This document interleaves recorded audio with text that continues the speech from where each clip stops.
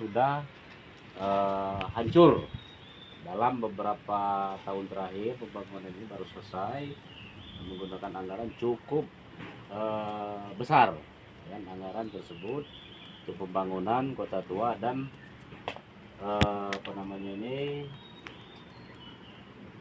bahan-bahannya ini kayaknya material-material ini kita juga kan kita lihat di lapangan seperti besi-besinya ini kan agak janggal kita lihat.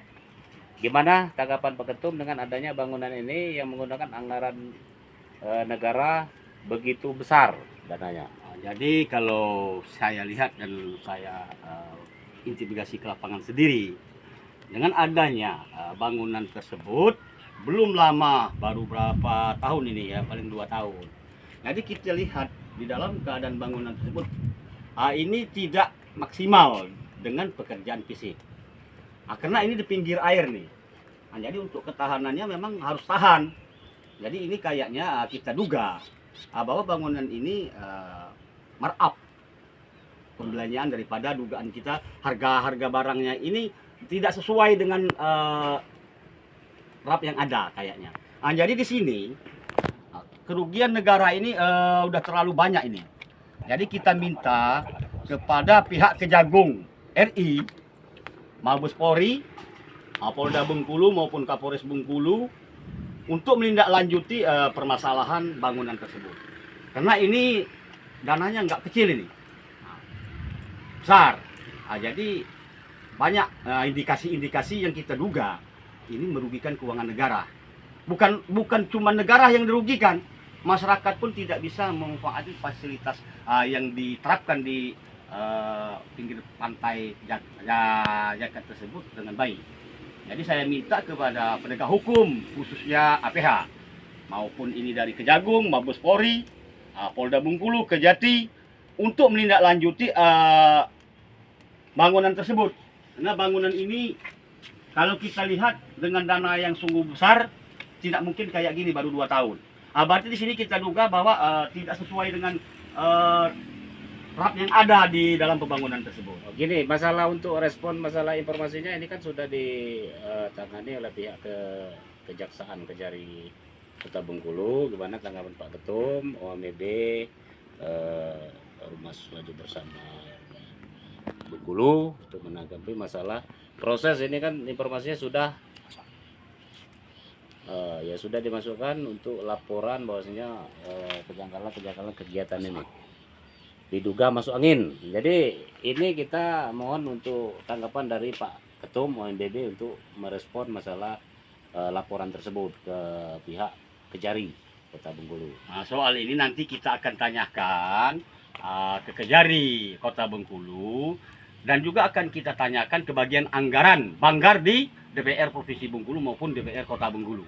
Karena ini saya lihat udah banyak media-media yang menaikkan permasalahan ini, dan juga banyak YouTube yang naik. Dan dulu pernah ini saya lihat di dalam pemberitaan mereka, tapi saya belum pernah melihat ke lapangan turun langsung.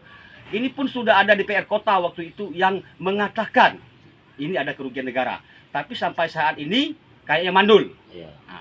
Jadi kita duga memang mereka-mereka ini masuk angin.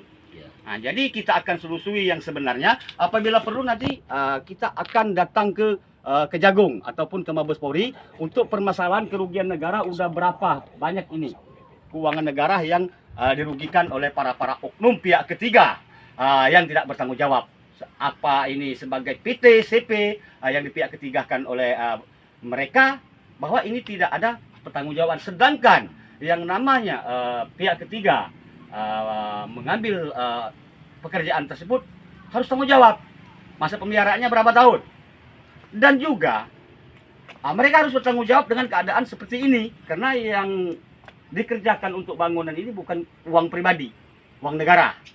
Jadi kita akan pertanyakan nanti kalau benar itu memang sudah ada laporan ke Kejari Kota, kita akan nanti konfirmasi ke pihak Kejari. Apakah ini nanti akan ditindaklanjuti mengenai masalah laporan dari masyarakat dan termasuk pihak-pihak lain mengenai adanya kerugian yang ditimbulkan oleh pihak-pihak oknum-oknum ini, untuk menindaklanjuti apakah ini akan nanti Ketum MBB akan membuat surat untuk laporan. Insya Allah apabila nanti ini tidak ada respon, kita akan bikin surat langsung ke Kejagung dan ke Mabes.